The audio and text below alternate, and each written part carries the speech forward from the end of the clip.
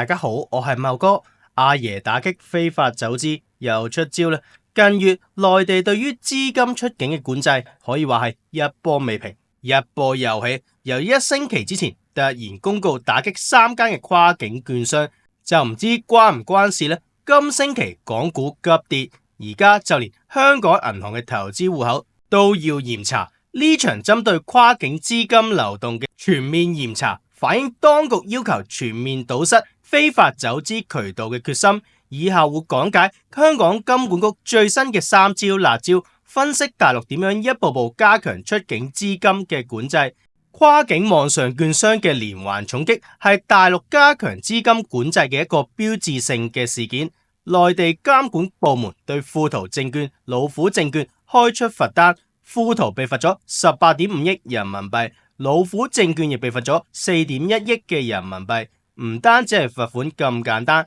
兩間公司 CEO 仲要面臨連坐嘅處分，各自罰款百餘萬嘅人民幣。中國證監會而家仲考慮緊沒收呢兩間公司喺境內外嘅全部違法所得。長期以嚟，好多內地投資者就透過呢啲 app 將境內嘅資金轉到境外買美股或者港股啦。據報道，大部分內地客投入資金買嘅都係美股。原本就以為呢個一直係監管嘅灰色地帶，但而家當局定咗性，內地客只准買唔准買。原本入咗嘅錢可以拎翻出嚟，但新嘅內地資金就唔准再透過呢啲渠道流出海外買股票啦。呢個動作直接切斷咗最大嘅民間走資入口。當大家問緊香港嘅證監會係咪獨立發牌俾3間機構，會點處理時，未到證監會解話，香港金管局率先出招，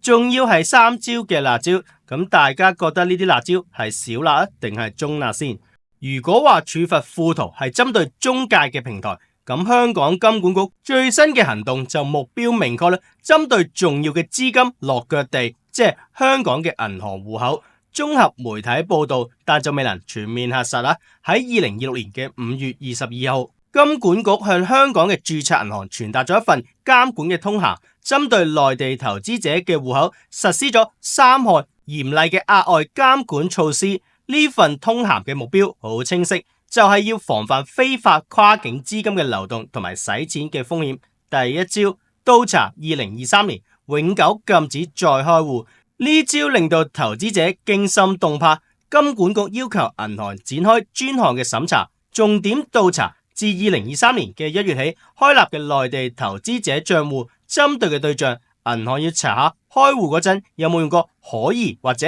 偽造嘅文件，例如偽造嘅身份證證明或者他行嘅賬戶證明。如果查到有問題，處理嘅方式，個賬戶唔單止要即刻暫停新嘅交易，仲要喺6個月裏面強制銷戶。而加辣嘅係相關客仔會被永久禁止喺該銀行或者佢嘅關聯機構重新開戶。呢個黑名單嘅制度令到原本想用旁門左道開戶嘅代價就變高咗啦。第二招，清理零結餘嘅戶口。以前好多內地人嚟香港開咗個戶口，但就未必即刻入錢，或者係擺咗喺度做備用啦。呢招就係要用嚟清理呢啲僵屍嘅戶口啦。截至2025年嘅5月22號，如果戶口冇任何嘅資產結餘，即係0蚊喺裏面，而且過去12個月冇任何主動嘅交易記錄，銀行就要喺3個月裏面清晒佢哋。若果個客戶想保留戶口，就必須要重新做 KYC， 即係認識你嘅客戶。相關程序若果保唔到資料或者資料唔合乎資格，戶口一樣會喺6個月裏面被註銷。呢個做法係防止人利用閒置嘅戶口用嚟洗錢或者非法集資嘅工具。第三招，新開嘅戶口必須聲明資金不在內地。呢招係針對新錢流出嘅最強封鎖。由而家開始，內地投資者新開嘅投資賬戶必須簽一份資金來源境外嘅聲明，客戶要書面保證所有用於投資嘅資金均來自中國內地以外嘅合法來源，資金嘅存取只可以用返客戶本人喺香港持牌銀行開立嘅戶口進行，一旦違規即刻刪你戶口。若果事後被銀行發現，你啲錢係違反內地資本管制偷運出嚟嘅，銀行有權即刻刪咗你個戶口。呢招基本上係要求投資者自己證明自己係清白嘅，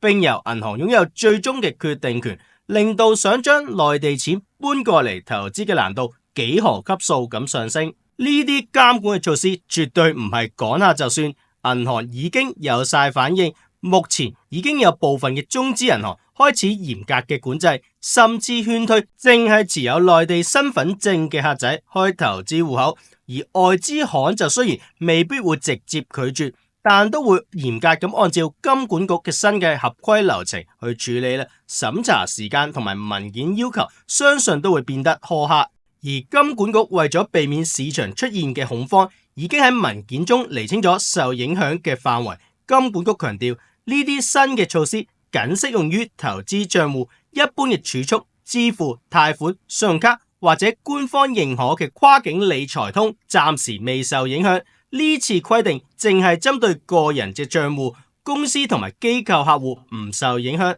但大家要明白一個信號，當局清晰咁樣表達，想將所有資金嘅流動納入官方監管嘅平台。如果內地客想再透過民間嘅渠道走資，而家嘅形勢係中介斷裂、富途、老虎等嘅平台已經被重罰，銀行落閘，無法再為內地嘅資金提供灰色嘅出口。香港嘅銀行正喺度全面清查，若果你唔能夠證明啲錢一早已經喺海外，或者你僅僅持有國內嘅身份證，你根本就連投資嘅戶口都開唔到。就算你之前開咗戶，如果你提供嘅文件有問題，一樣會被銷戶或者納入黑名單。昨日，波士頓諮詢公司發布咗2026年全球財富報告，香港管理嘅跨境財富高達2.9萬億嘅美元，超越咗瑞士，成為全球第一。報告更加預計2025至到2030年間，香港管理嘅跨境財富規模將每年增長大約9%，2030年增長至4.6萬億嘅美元，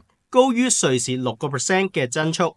該報告分析指，香港去年管理嘅財富規模增加，主要嚟自內地嘅資金、去年新股嘅 IPO 熱潮以及股市暢旺等嘅因素，其中內地資金流入佔香港資產管理規模大約60%。未知阿爺今次出手打擊非法嘅資金流出，對香港管理嘅跨境財富規模會唔會受到影響呢？總括嚟講，大陸今次再出手加強出境資金嘅管制，已經由單純嘅行政命令變成咗跨境跨部門嘅實質行動。以往嗰種隨便將內地錢搬去香港買股票嘅走資年代，恐怕已經正式結束。而大家密切關注嘅下一步就係除咗管制股票之外，就會唔會擴大至其他層面？我哋又即管睇下 AIA 股票1299未來嘅股價走勢啦。如果中意呢條片嘅，記得 comment、like 同埋 share 啦。仲有，如果想大力支持我哋，可以 Super Fans。多謝咁多位，尤其係會員嘅支持。